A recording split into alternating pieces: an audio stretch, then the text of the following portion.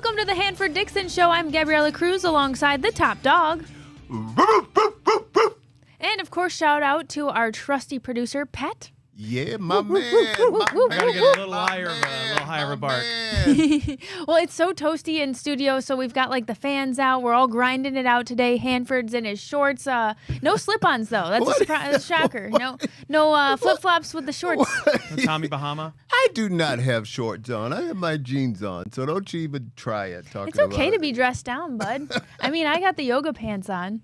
We've got so much to talk about. You should have wore shorts because it's hot in here. On the day. I know, and I'm wearing the same shirt I wore on the other show because I'm all discombobulated. I came back from a wedding, Hanford, in Michigan, so I was driving in at 6 a.m. and then forgot my phone at home and I feel running bad. all around. I feel bad every time you start talking about shirts because I still have those shirts from the Browns Backers Club that told me to give you and Pat your shirts. Oh shoot! Yeah, he owns his shirts.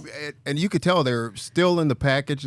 So don't you guys color? even try to say. What color I are think they? they're like. I want to say they're not brown, but maybe a black color. Okay. Blackish. Yeah, we could look little like uniform me, in here. like my complexion. We'll take it. Okay, all right, we got an idea. Well, we want to look like as cool as Hanford, so. Hanford looks good, man. He is. Yeah, the that looks man. like a fresh He is cut. the I don't know. man. He doesn't have his fur coat today, though. But we will take it. You know what? If I had that on in here, I'd probably pass out. You guys, I know. you Right. talking about that fan? I can see you now, Gab. Wake up! Wake up! Wake up! The top dog. Wake up! There, 911 is on the way. Wake up! I'm a little mad at you guys because, especially, and this from last week, 2 weeks ago. I was at. Did I tell you guys about the Giant Eagle thing I did? Oh yeah. And I'm still mad because every time I think about it, The grocery shop because you today? guys didn't show up, I'm still mad. So I could still be mad if I. I don't even know if we got a heads up for it. Yeah, But- I told you guys. You guys just ignore me. Yeah. Silly. Ignore me. Just constantly ignore me. But Yeah. you guys That's hear us, me? Hanford, that's us. That's what they do. They ignore the top dog, and they do it all the time. But that's okay. I still love both of them, so Hanford. don't worry about it. He's acting like this is elder abuse. It is. It is. It is. It is. Just because you didn't take Grandpa to the fucking Yeah. grocery store. All right. Yeah, we'll take you to Giant Eagle. He forgot it. All right. I think he forgot his meds again because he never mentioned it. I did. You guys are so We're just bad. giving you a hard time. Oh, I could take it. You Now- know it. I could dish it out and I could take it. You know? Speaking of resuscitating somebody, were you like, what was your heart doing when you found out the Flacco news? Because I know that a lot of hearts in Cleveland skipped a beat. They were so excited about Joe Flacco. You know, I was shocked. I mean, I was actually shocked. The first thing I did was when I found out because I get an email pretty much every time the Browns make a move, and regardless of what it is, and I picked up the phone right away and I called Ozzy because you guys know Ozzy was the one pretty much the reason why Flacco. Not saying no one else was going to draft him if he wouldn't have drafted him, but he was the guy that drafted him, and that's where he had his pretty much all his success right there in Baltimore. But anyway, I wasn't mad. I really wasn't mad about the whole thing. I when Flacco was here, I kind of liked him. I thought he played extremely well. Obviously, he is what he is. He's going to do what he's going to do. I mean, he's going to throw a bunch of touchdowns, but also he's going to throw a bunch of interceptions. I think this quarterback room now, guys, is starting to get really, really interesting. And what I mean by that is, obviously, we have Flacco now. We just signed to a 1-year, $4 million contract. We have Pickett, who we've brought in here and we've signed, and we can't be done yet. There's some rumors still out there, guys, talking about the Kirk Cousins, and I just don't. There's no way we need a Kirk Cousins and a Flacco. I think that would be just absolutely crazy. But I want to see what we're going to do now with that number 2 pick. I think probably now we're leaning toward maybe a Carter or a Hunter. I think right now, I'll be surprised if we take a quarterback with that number 2 spot. But I think that's where we're leaning. But if we do that, we have to somewhere down the line in this draft take a quarterback. I don't know where it's going to be, but we have to take a quarterback because I think Flacco could probably lead along. But guys, one thing I can say about Flacco is not in here to take a quarterback and put him under his wings. Flacco is in here to start. He's in here to play, and that's what he want to do. So there's going to be an interesting scenario when this whole thing play out. But but again, to answer your questions, I'm not mad about this Flacco thing. I kind of like it a little bit. Yeah, we'll get more into it too when we've got headlines coming up too, and we of course have to cover the Masters. And Hanford is also a big baseball fan. I know you love the Cavs as well. So 5-1, baby. Talking about those guards, 5-1. Yeah, we'll cover all our major sports teams. Hanford, real quick before we take a break, what'd you do this weekend? Oh, God, what did I do this weekend? I was trying to, I wanted to play some golf. I really wanted to get out, and I wanted to play some golf, but I didn't. This weather is just absolutely so weird, crazy, and I wanted to go to the Guardians game, and I didn't go because it was just, I was feeling bad for you because it was cold. Well, I know you were there. I was cold for 4 days, man. I just started to get warm. I cannot. Jack and I were talking about the parka that Gab's got, that Guardians City Connect parka. Yeah. That is elite for cold games like that, though. You have no idea, Gab. We're so jealous. I'm so blessed, and you know what? I almost asked if I could get another one because there's the same jacket but in black, and it was on sale, and I was gonna see if the team would get me another one because I wear it every day. I wear the thing. They think that when the season rolls around, they gave us options this year. I get a bag of stuff, and this year there was a lot of short coats, and I was like, what is so funny? In my time, Hanford, nearly a decade working in baseball, in the trenches of the elements, I guess, of whatever we get in April and the beginning of the season, I have never found a use for a short coat, like, ever. There's no real season in Cleveland that offers me, because if it's just a light day out, you're going with like a rain jacket, a windbreaker. But if it's cold out, you got to get suited up. There is no I'm just going to put on this medium jacket. There's no such weather for that. I can't tell you guys how many people call me, text me that were at the Guardians game.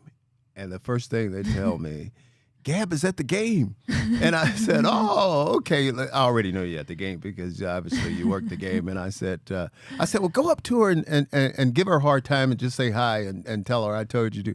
Well, they said, well, we can't get to her because she's on the jumbo, whatever that damn thing is. Yeah, we're running around, so. I can see all over the place. But you know what? I thought it was interesting for you to describe it like this because when it is cold as it is at the game, everybody kind of get in their own little spots, don't they? Yeah. I think the thing is you get your stuff, you get your food, and then you camp out in your spot. You don't want to be like, or if it's really, really cold, maybe some people will go peruse the team store to get a little warm. That's what I was doing. I was like, I got to go take a break. I'm going to go look at the team store and just get warm for a second. And I think it was just too cold to even have a beer at the game. I would maybe want some hot chocolate or something like that. I don't think I wanted a cold beer. I get Nothing. Just I'll tell too you cold. what, guys, we were outside the Thirsty Parrot for the home opener on Tuesday. Right. And we were producing some of our shows over there. Oh my God! When you see Ryan, this photo I'll show you of Ryan. Yeah. His nose, man. He looked like Rudolph. He was so cold. Oh. I've never seen somebody so cold, just like in the wind at the Thirsty Parrot. Man, I'll never forget that. It was a good day over there, but oh my God, was it that's cold. what's tough, Pat. Man. Is if you're just sitting there watching the game, it is cold. But at least for me, if you're walking around, it is a little bit better. Well, I know we're going to talk about this, but boy, did those bats come alive. Yes. They came Everyone was super worried right off the rip, but there's more in store for our guys. And we'll get to it, Hanford. We're going to take our first break of the show. We'll be back with more Hanford Dixon Show right after this.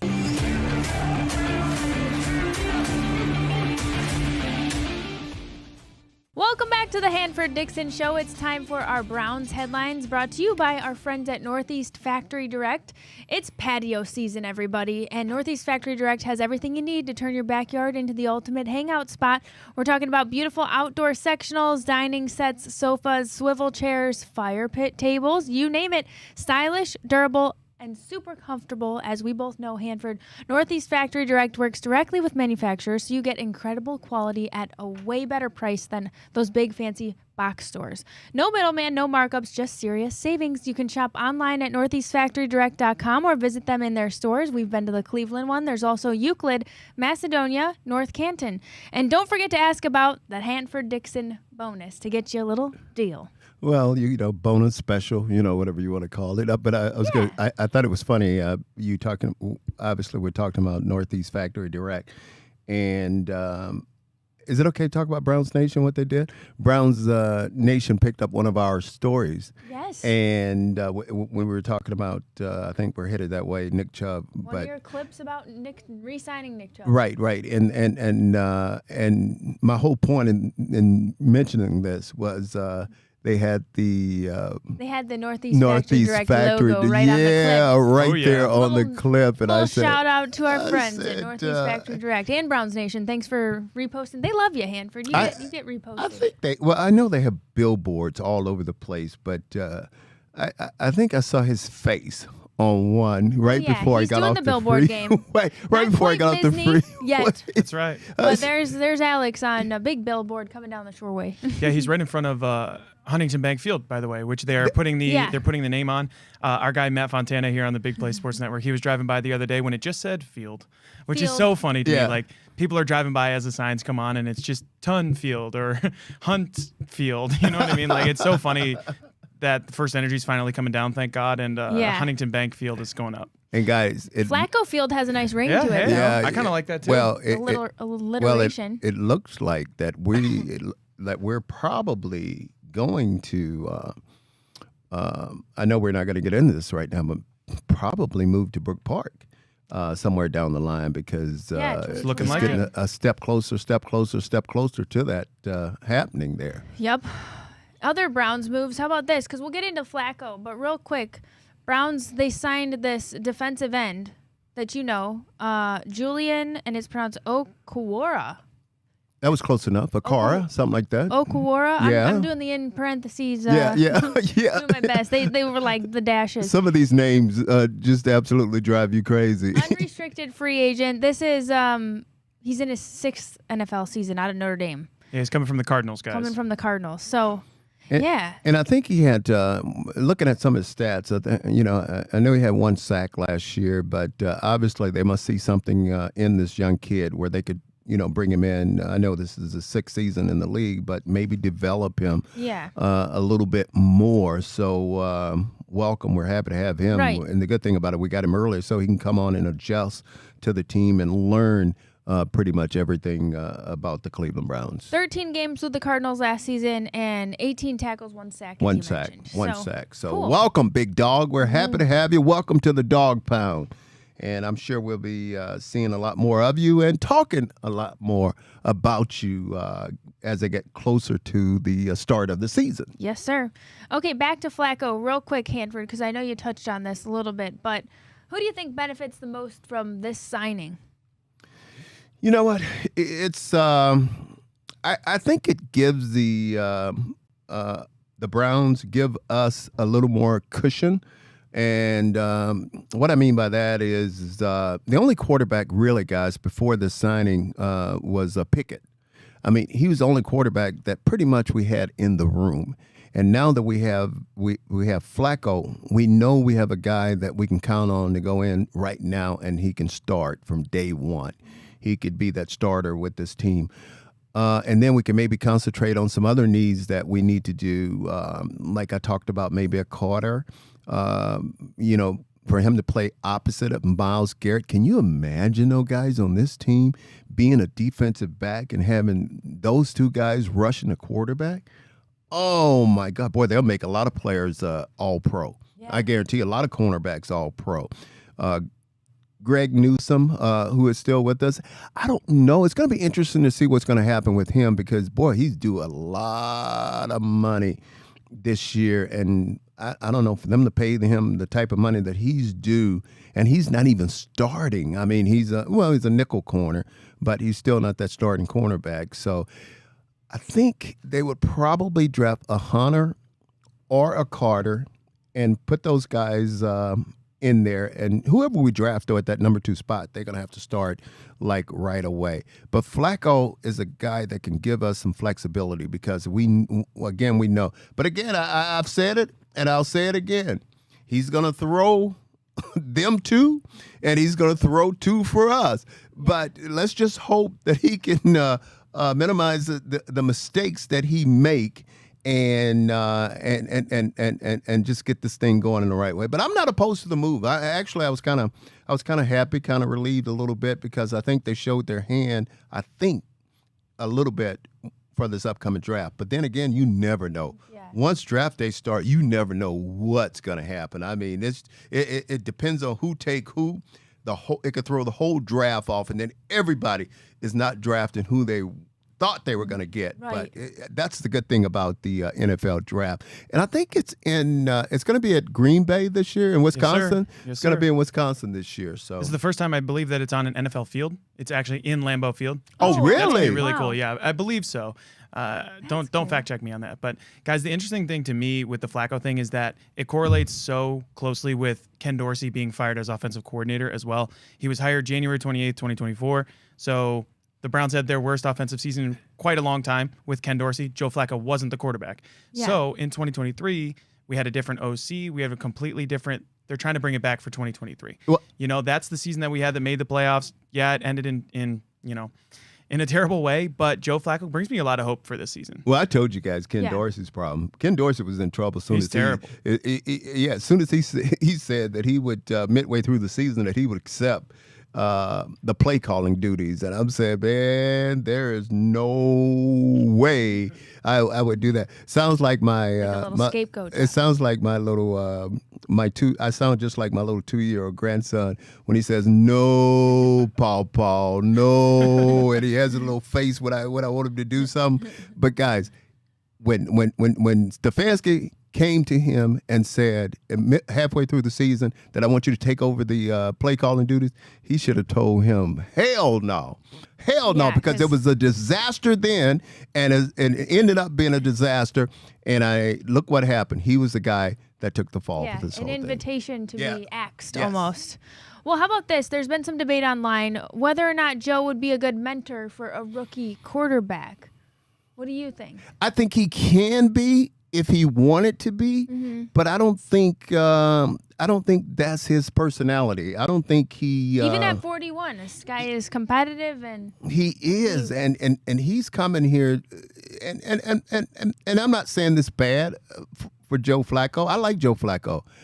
Joe Flacco is coming in here to play quarterback. Joe Flacco is coming in here not to get another quarterback ready to play. Joe Flacco had the mentality that I'm going to start for this team, and I can take this football team where they need to go. I could take this football team to the Super Bowl. I could take them to the playoffs and then to the Super Bowl. That's the mentality that Joe Flacco has. And you can't blame him for that. Yeah. You can't blame him for that. And he would just tell him, look, I'm not here to babysit a quarterback. That's what you got all your coaches for. They need to babysit him. They need to get him ready to start. That's not my job. My job, you're signing me, paying me $4 million a year, and that could possibly go up to $12 or $13 million, depending on what he does and how he plays. So that's the mentality that Joe Flacco has, and you can't blame him for that. And Joe Flacco just brought so many good vibes to Cleveland. The fans really loved him. And we're seeing that outpouring again because a lot of people, maybe more rationally speaking, maybe in other cities, not us, would think, oh, okay, 41-year-old Flacco, like, okay. But there's so many fans who are just excited to have this guy back in town because he's good juju. He's good vibes. And look what he did for Njoku, just unlocking him. Pat and I were talking about this in one of our breaks, but like we forget how you saw other guys rise because of Flacco. You know who drafted? He's going to have those interceptions. You know who drafted him, don't you? I think I know it. We do know. What year was it? I'll get you again. Was it 2000? Was it 20? All right, let me think about this. How many professional seasons, Pat? Look at these young guys in the middle, by the way. We'll throw an educated guess. Look at these young guys in the middle. Oh, my God. Isn't that purple ugly, Gab? That's crazy. You know that he's like a proud uncle right here. Look at him. Look at him. Look at your guy, Hanford. Look at your guy. Look at him. Guys, that was 2008. Isn't it amazing, though? You got to be so proud of your friend, Ozzy. I really am. I mean, he is just... he has just made that franchise so much better. And even when it was time for Eric DeCosto to get promoted to the general manager, Ozzy's the type of guy that, look, I've been on this team forever. I've been the GM forever. Go ahead. I'm having a revelation too about a year. Okay. All right, continue. Go ahead and give that title to and let Eric run this team right now. But he's still with the organization. He's still with the Baltimore Ravens, and you better believe he still sits in all those draft meetings and everything else. And obviously, he's got a voice, because you would be a fool if you're a guy like Eric not to listen to a recommendation from a guy like Ozzy, who's been there, who's done it, who's still doing it, because he's got a track record and has been very, very successful doing it. And my thing to you is, yes, I am very proud of it. Okay, I could be wrong here, but I'm having a flashback. Manziel was 14, yeah? I believe so. I don't think it was the draft year, though. But it was a year around, 2013, where there was some talk, I remember, on campus. People were talking about, I hope we get Flacco. But I don't know if what was his draft year? I think it was 2008. 2008. Okay, yeah. So it must have been some other thing about we'd be happy to have him. Right. You were close, though, Yeah, I mean, that would have been... he's been in the league a long time. He's been a long time. I know, because Manziel is so time. much younger than years, him, and if that was 14... I mean, a long time. I'll tell you what, though, too, that was probably around when he was getting his first mega deal. Yeah. Okay, probably 2013, but when he was kind 14. of bursting out... Yeah, because that contract that he signed was 6 for $200 or something crazy like that. I know that. So you're probably thinking when they didn't know whether he was going to stay with the Ravens, then possibly he can go somewhere else. And where he was, where his name came up, and I just had 120 a little. Guys. Okay, 6 wow. for $120 million. That's so crazy to think about how things have evolved. Is back in the orange and brown, and oh man, it's nice though. I saw a picture of him and his family. So and we welcomed him back to Cleveland. Can't wait to have him. So good luck, Joe. Yeah, he had that. The Browns had that funny meme of him, the airport photo of him, or the plane photo. That was cute. Let's take a break. We'll be back with more Hanford Dixon Show right after this.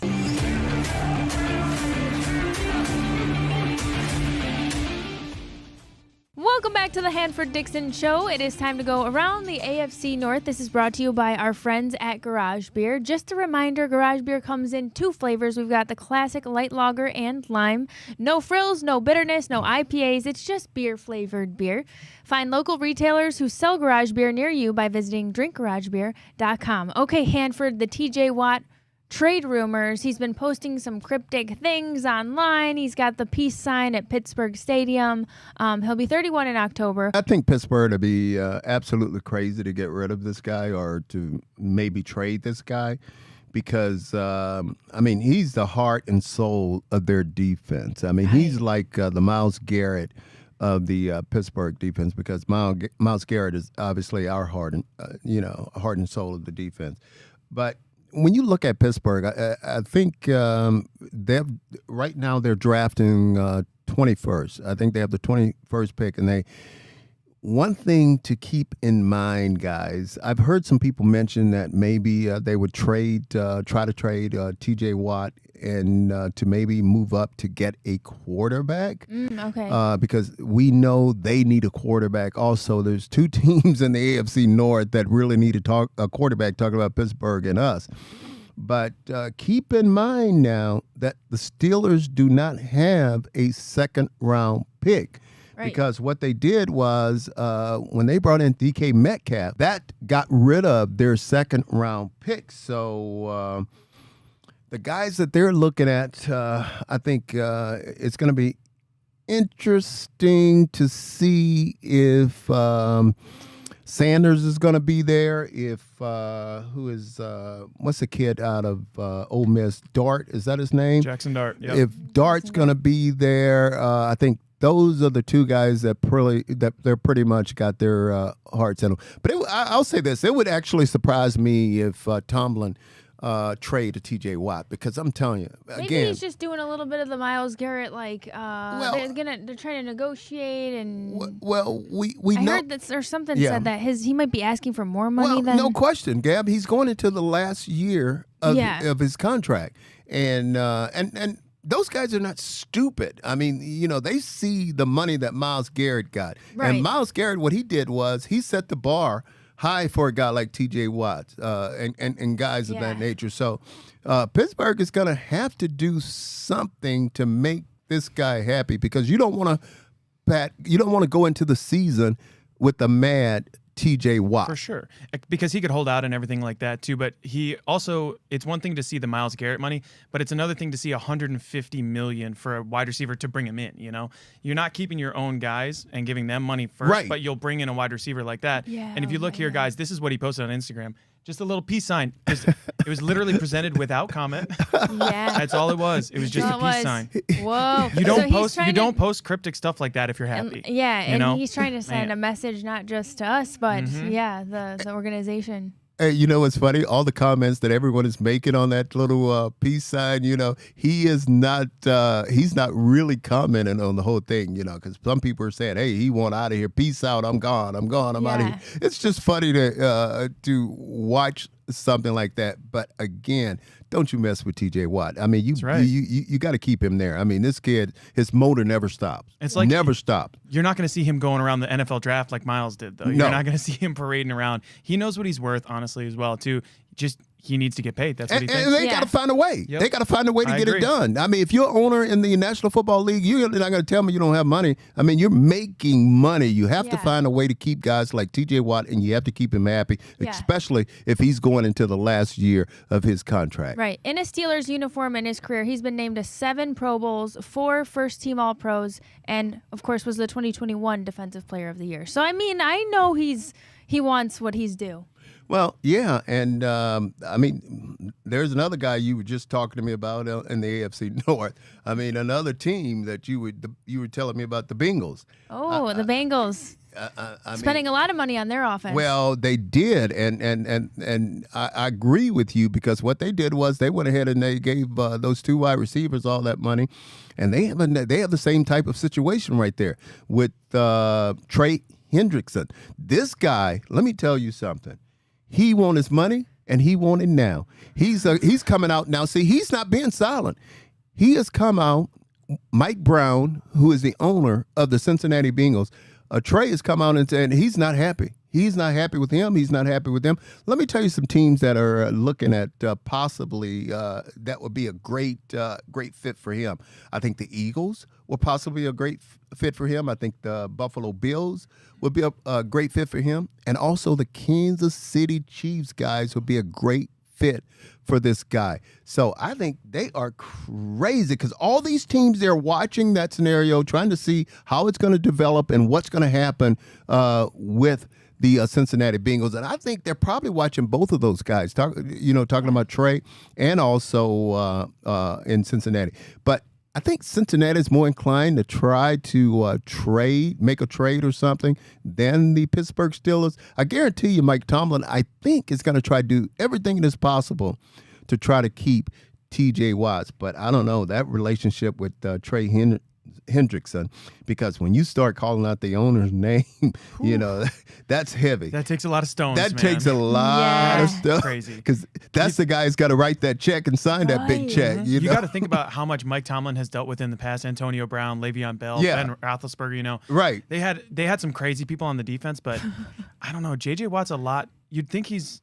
I don't know. It's hard to explain. Like he's not as immature as those guys, I guess you could say. Yeah. And guys, speaking of Tomlin, can you believe how long he has been with that team? Almost forever. You're talking about 2 coaches that have been with their teams forever, and they're both in the AFC North. Yeah. Harbaugh and Tomlin. Yeah. That's right. Isn't Tomlin like the longest tenure? I think they came in the same year. I mean, both of those guys. It is unbelievable.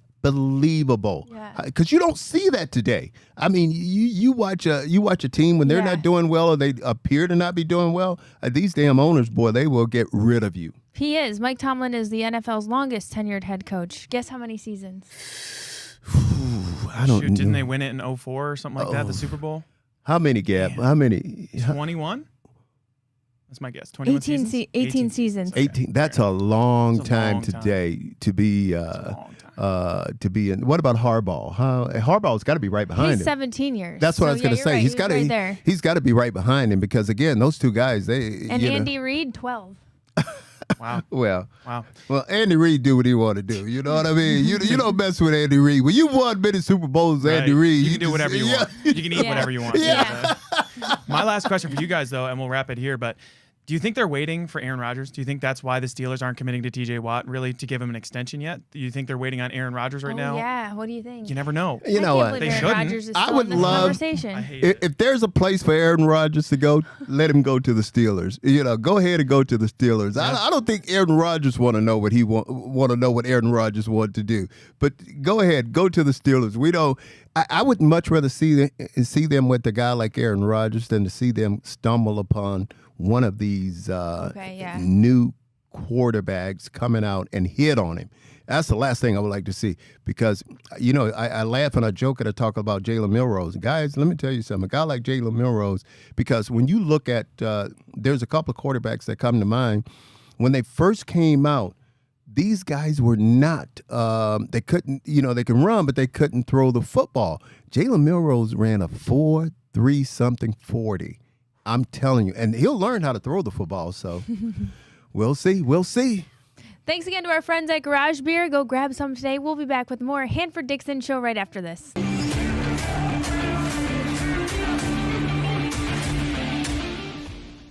Welcome back to the Hanford Dixon Show. It is time for our Lipton Hard Iced Tea hard-hitting question. I had a quick question for you before you start on me.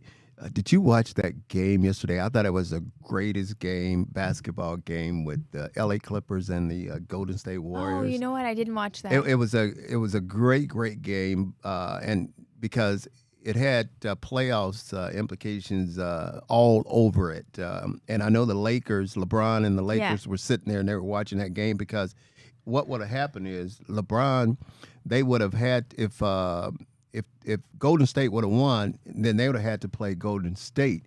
But now I think they play Minnesota. But the game went into overtime, and it was 124 to 119. But it was the first time, I think, that you had four guys that had 30 points or more in a game, and that's Jimmy Butler. I almost said Draymond Green. That was definitely not what I'm talking about. Corey, and talking about James and Leonard. So it was a great game, but I'm telling you, they just went at it, point after point, and they were battling. So I was just wondering, I just thought it was a great game. You watched a lot of sports that I yesterday. did. We didn't even get to talk about the Masters It was a good yet. sports weekend. Yeah, I did. I just I was like glued to the TV. I was glued to it. So. I'll have to tell you about how I became a golf fan after watching the Masters and Rory and down the final stretch. But your hard-hitting question, Hanford. Okay. Does Flacco change the Browns' plans at number 2 now with this draft? I think he does. Because you hinted at it a little bit earlier. Yeah. We tweeted this out, producer Pat. Here's the little consensus here.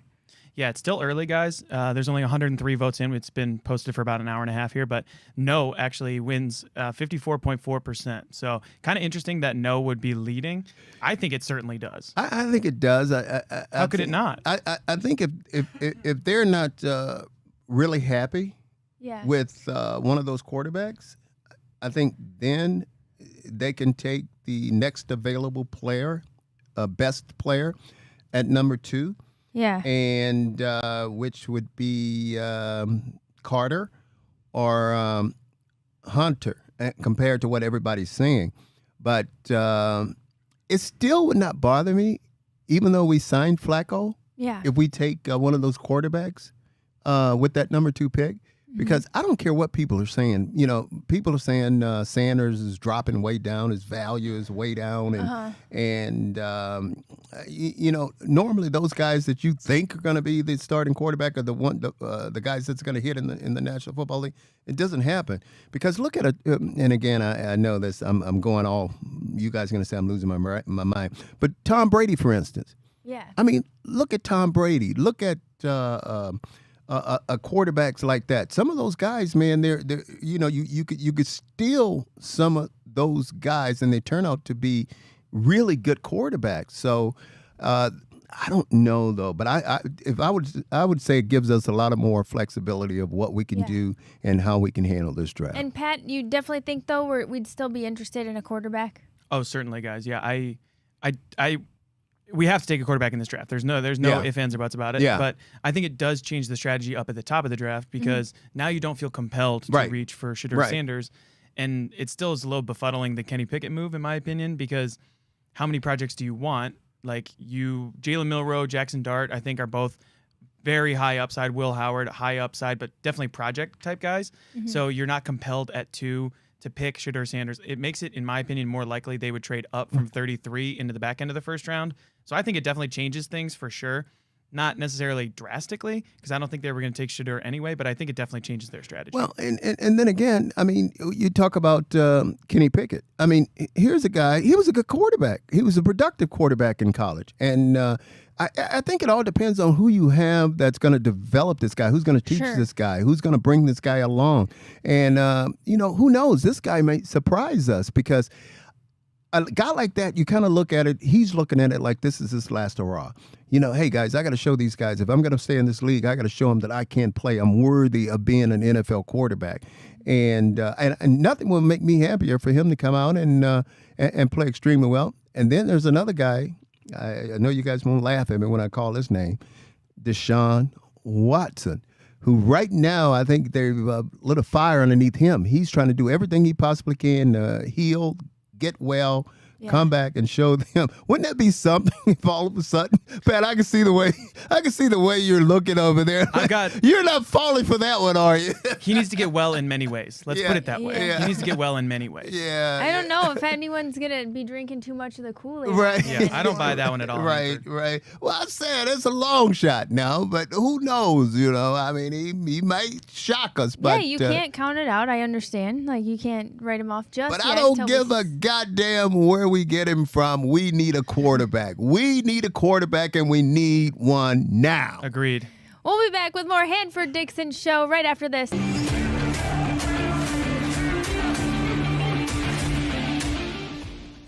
Welcome back to the Hanford Dixon Show. One of the things, Hanford, I wanted to ask you about, it's crazy. We've been talking money a lot on this show and what these deals and contracts have looked like for NFL players, but even the college players. It's really crazy to hear some of these stories right now. I'm going to butcher the name. The Tennessee quarterback, Nico Iamaleava. Yeah, you pronounced that wrong. Iamaleava. You need some help with that. Amaleava. It could be that. You need some help with that pronunciation. Yeah, what do you got? Pat, no, help her out, Pat. What's Hanford's guess? Watch this. Let's see. Watch this. Pat, help her out over there. Nico, what's your guess, Hanford? You can't just get out of this. Say it again, Gab. I'm going to say Amaleava. Sounds good. Pat, help her out. That was 99% of the way. Iamaleava. Nico Iamaleava, the Tennessee quarterback. He's gotten a lot of drama lately, guys. That's a sick name. It's a sick name. He's from like Hawaii or something like that. Yeah. We talked about this on the Bobby Carpenter show here on this Big Play Sports Network, guys.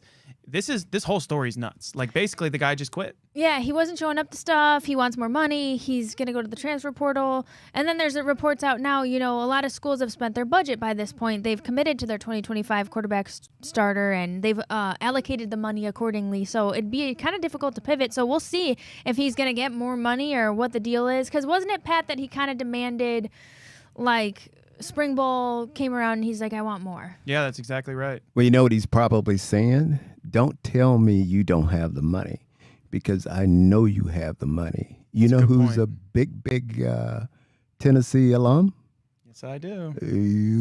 So he's saying, he's moving the stadium down to Brook Park. He's saying, don't tell me you don't have the money. But you know what? On a serious note, it's kind of crazy because all you have is your word. Yeah. And I'm sure this guy gave Tennessee his word that, and they came upon a number, and I'm sure both sides agreed on that number. And all of a sudden now he want to change his mind and go back in and ask for more money, which I think is absolutely absurd. But he's got, the way things are going right now in college football, he's got the right to do that. And they come back and they said what they said. They said, no, we're not giving you. any more money. And obviously, he's just going to try to take his talent somewhere else and see if anyone else would give him that money, he'll sign with them. But he's got that right now to do that. Like you said, he went back in the transfer portal, and to see if he can get a better deal. But yeah, I mean, he was slated to receive $2.2 million. Yeah, I mean, 2.2 that they were going to pay him, and he want 4?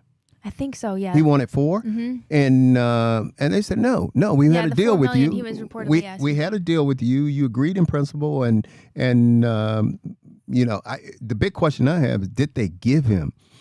What happens if they gave him any of that money, and if so, how do they recoup or get that money back? That would be the big question. So hopefully they didn't give him any. You know what I'm saying? They didn't give him any money. And it's a whole Pandora's box, guys. Yes. Yeah, that's so interesting. This happened during the 2024-25 season at UNLV. There was a kid who played, I think, 2 or 3 games, and then UNLV didn't pay him his money, or at least that's the story. I don't know why the kid would lie about that, but they didn't pay him his money, so he quit. He moved on from the team. He got in the transfer portal, that type of stuff. This is slightly different, of course, but the rumors are that Iam Aliava and his team, they were reaching out to other schools. Oregon, the head coach Dan Lanning reached back out to Josh Heupel, the head coach at Tennessee, and was like, "Your kid's telling me how much money it would take for him to come to my school. That's unbelievable." Yeah, we've opened a can of worms. Yeah, it's with Pandora's these box, man. It's kind of like sad in a way. I mean, yeah, these kids, they deserve their money and they're working hard but wow, it's such a check, like it's such a benchmark for where we're at as a society too, because like, I don't know, when will I wonder if this is just going to become a slippery slope, like just with the greed and I don't know, it's interesting and how it might change the game and all the different things. It's totally changed. And I'm going to say this, paying college athletes is nothing new. Right. I mean, they've been doing it for a long, long time. The only difference is now they don't have to hide it. Now they don't have to hide it. They could just go ahead and negotiate a deal with you and pay you up front. But the numbers have really, really just gone, I mean, big time up. If you're a star athlete, you can make most of these guys some of them will make more money than they're making in college, because not all of them are going to make the NFL. Not all of them are going to go to the National Football League. Sure. But I just think it's a shame if you agree to a deal, you have a deal in principle with a certain university, and all of a sudden you want to back out of that deal. I just don't agree with that, because and then does a prospective school look at that like, oh, that's a charming characteristic for our leader to have? Like, I don't know. It's like everything else. I feel that way. But... You know what? I feel that way like you sometimes. You come in here and you Pat, she's threatened to take her talent that's right. Other places that we don't give her more money. LeBron style. So we're tired of coming up with more money for you, because you leave us alone. You agreed to something in principle. Now agree to it and leave us alone. Okay. So here's my thing, Hanford. Man, I don't know where you come up with this. I don't even know either. Man. So Hanford, here's my thing, right? I'll take you all the way back here. 1977, an 18-year-old Hanford Dixon walks in, Bobby Collins, right? Okay. Yep, at Southern Mississippi. Head coach. Golden Eagles, I want to say? Golden Eagles. Golden Eagles. Okay. You walk in, you get to the spring game, and you're like, I'm out of here. I need some more money. Yeah. The door wouldn't have hit you fast enough on your way out. So what is the difference here? I just don't understand. Not right. Yeah. It's not right. You can't.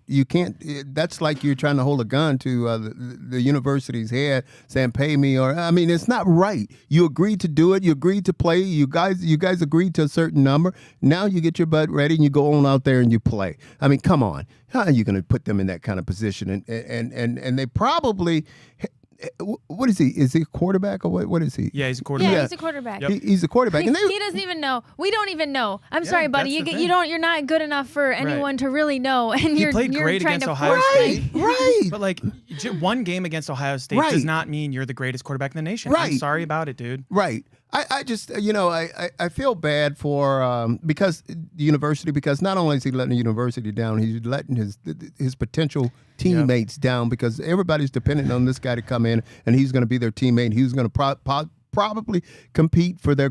I was thinking he's going to do more than compete if they're paying him $2.5 million. He was already the starter. Yeah, he brought them to the college football playoff, basically. Right. Yeah, and he was in a very stable environment that was committed to transforming him into an NFL guy because, just like so many others, he needs that work. He needs that development. So this will be interesting. And Tennessee is in that SEC, baby. SEC where you got to go. That's the thing, too, is like where you think about it, Nick Saban, he ruled over the SEC for so long. Yeah. You're right. He was paying players. Everyone was paying players.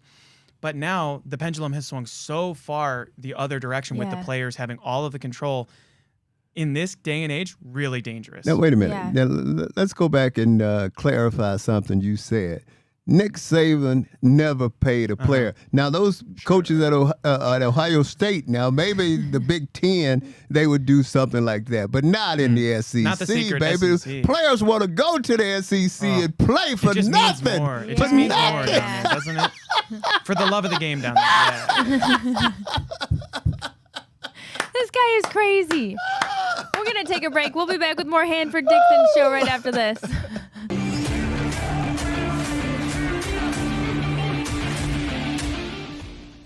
The Big Play Sports Network is brought to you by Infinity, luxury experiences for those who dare to be different.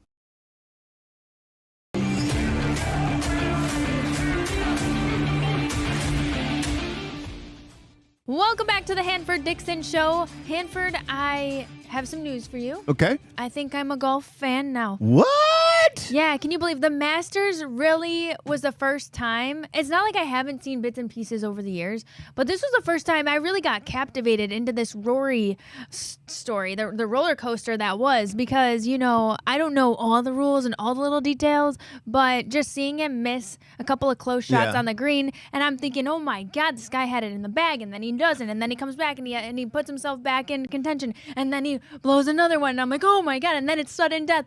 I was freaking locked in. Were you saying to yourself, like you just said, he missed a couple of putts, were you saying to yourself that you could have made those putts? I really was saying to myself, I was like, I wonder if this guy is elite or if he's like me, where like maybe there's that. Like, for me, it was layups. Right. Ever since I got tall, layups got weird for me. I have to do them underhand. I can't do them overhand. I don't have the same angles that I practiced for, 15 years before I got tall randomly. So I'm like, is he going to pull a me, wide open layup? Nah. And then he did, and I was like, oh, my God. Well, that's crazy. And there's so much on the line. There's millions, and there's prestige, and there's the Grand Slam. And I'm like, this guy is having an internal meltdown. But also how cool that, they keep so many of their emotions in check. So then I'm bringing up all these other questions I have about golf, how do y'all just not throw a club Happy Gilmore style? Actually, I think there were a couple clubs thrown, but just sure. Rory's demeanor for all I think holistically he was really put together because you don't want it to cost you. Yeah, I think what happened was you're exactly right. You just get caught up in the Masters. It's such a big tournament, such a great tournament, and I know it's difficult. I know it's beautiful, and I know it's high stakes. The people, manicured lawns. I mean, greens and just the golf course is just unbelievable. I think what happened with the way things transpired during this tournament, this year's Masters. A lot of people like yourself really became serious golf fans because it was just. I was like, okay, I kind of get this golf hype now. It was one of those tournaments that pretty much had you on the edge of your seats throughout the whole tournament. I mean, it was like that because going into the final round of this thing, everybody thought maybe it was going to be DeChambeau and Rory McIlroy, that one of those two guys was going to win this tournament. And usually that's where the winner comes out of that last group. And it did. But it all changed so fast because on the first hole, I mean, Rory started out with a 2-shot lead, double bogeyed the first hole. Now we're tied, and that's the way this whole thing went the whole time. I mean, you look at Rory. I think this is the first time in the Masters where you had a guy to double bogey 4 holes and win the Masters. Never had it happen before. And me and Ozzy, and I keep talking about Ozzy because me and Ozzy, we go back and forth during the course because we play a lot of golf together. Yeah. And I told him, I was laughing. I said, shit. I said, Roy, you just like Roy. You got the game won and you just panic. You just can't have a wedge in his hand. I mean, on 13, he's got a wedge in his hand. And this, after going on the back 9, he's got 9 holes to play and he's got a 4-shot lead. He's got a wedge in his hand and hit it in the water on a 3rd shot, on a par 5. Hit it in the water. Take a double bogey there. You go to 15, another par 5. Yeah. And this is the shot, he hit the shot of his life on the 15. I mean, the shot of his life. And didn't make the eagle putt, but he came back and he birdied that hole. Then on 18, he just made a complete mess of that hole. I mean, a complete mess. He pretty much hit the same shot that he hit on 13 with a wedge in his hand. All he had to do was hit. I think it was 125 yards out. All he had to do was hit it on the green and 2-putt, and you win the Masters. Right. What happened? He hit it in the sand. Could not get up and down. I was beside myself. Yeah, I mean, it was just absolutely, it was just crazy. But you have to give Justin Rose a lot of credit. I mean, Justin Rose came back and he was like playing some golf. He had to come because remember he had the lead in the first 2 rounds, and then he had I think he came out and he had a bad 3rd round, but that 4th round, I mean, he was just absolutely lights out. But I think it was a tournament that everybody can get into, everybody enjoyed watching, and then to watch at the end of it all the emotions. Oh yeah. Did you see all the emotions that Roy just poured out of him after that tournament? I mean, this is like, as a runner, this is the closest thing any other sport has with that marathon mentality. Like, to come back day after day, it's long hours, it's a long commitment to focus, it's a lot on the body, and it's a lot emotionally. So that's why you save yourself. So I was starting to piece together golf a little bit more. I'm like, okay, these guys are dogs mentally. And I think that's what I appreciated the most about watching this was the outpour of emotions at the end because of how well and how contained that he was during. Well, you know what? You mentioned it in the beginning. He was missing the career Grand Slam, and that's what he needed, and he got it. There was only he became. This guy was putting pressure on himself. So it's already a pressure-filled scenario, but like he's kind of trying on this of his career, and he's so close, and he can't get it done. Like he had to get that monkey off his back. And he said he was nervous. I mean, after he won this tournament, he was in there with names like Tiger and Jack and Player and Hogan, talking about guys like that. But you know what I really missed? What made me realize that I missed about the game of golf, because a lot of these guys, they've gone over to the LIV Tour and they're playing over there. In this tournament, some of the names you had that you missed, look, McIlroy, Rose, Reed, DeChambeau, Scotty Scheffler, Jason Day, Zach Johnson, John Rahm. I mean, all those guys. I mean, you miss those guys playing in a tournament week in and week out, because when you watch a tournament today, I mean, some of those young guys, Pat, that they have in there, those guys are good, but you don't know a lot of them. These are the guys you miss seeing in a tournament. More. And I think it's one thing too, because like, some of those guys are able to go, British Open, U.S. Open, that type of stuff. It's good to have them for the majors, but to not have them week in, week out on the actual tour is actually really difficult. And it's just brings down the product of golf for sure, because now there's like rivalries, and rivalries can be fine, but when you got Saudi money behind the rivalries, it changes everything. Yeah. But guys, you mentioned the career Grand Slam right here, Rory. He is just the 6th ever to complete the career Grand Slam. And you saw the outpouring of emotions. Like Rory hasn't won a major since, I believe it was 2014 or 2015. Yeah, so it's been a while. Yeah, 2014. But he's been playing Augusta since 2008. He came into 2008 with like a lead, and he 11th still time, wasn't able yeah. to win it. Yeah. So for him to Wow. exercise all of those demons, The resilience. I get chills. Exactly. You know what's crazy? Exactly. I didn't realize, so this is how out of touch of a golf fan I am.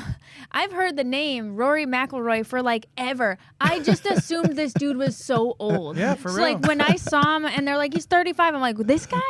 I feel like I've heard his name for I mean, like he was a kid. When he yeah, came With back. time- I've heard He was about like this guy 18. forever. Yeah. He said he was like 7 years old, and he can Yeah. remember watching a Tiger Woods Wow. play and just get all excited. Go I'll ahead, tell you Pat. what. I mean, I'll tell you what. There's this Nike commercial that came out. This is probably like 8 years ago at this point. Oh, Do you know what I'm talking I about? think I so know which one you're this is talking the about. one where it's an actor, obviously, but they have video of Rory as a kid in Northern Ireland, in Hollywood, Northern Ireland, watching Tiger Woods play on the big cube TV set, Yeah. and they show him playing through the rain. Like obviously it's an actor or whatever, but that is, if you need a good cry, go watch that I'm commercial, gonna watch man. that. Because, I'm my already God. getting chills. It tells you already how much work and how many people are behind Rory to win this thing is unbelievable. Yeah, that's incredible. Here's a quick fun fact for you. Okay. Which I'm sure that it's a trivia question, but I'm sure you already know the answer because you're so plugged in with this. Oh God! Listen, So- that you set me up. She 'Cause set me. I don't know, guys. This was all fascinating for me to deep dive on the Masters because I'm like, okay, so who else gets a jacket? Okay, the members can have a jacket, but then these guys have to work really hard to have the jacket. So, like, to my understanding, rich people can have the jacket Yeah. who's a Yeah. member,